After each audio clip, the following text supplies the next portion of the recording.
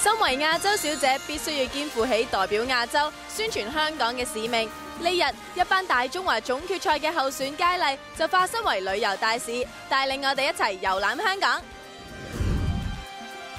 香港旅遊景點多不勝數，而位於山頂嘅凌霄閣就係其中之一啦。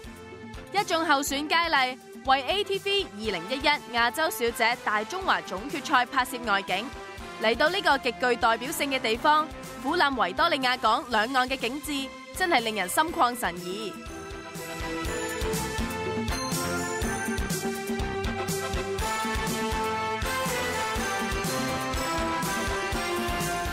緊密嘅宣傳香港行程，目的地仲包括大埔林村嘅許願樹。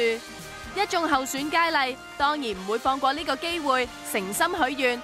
唔知道佢哋嘅願望係咪喺12月底舉行嘅大中華總決賽晉身入圍總決賽嘅10強呢？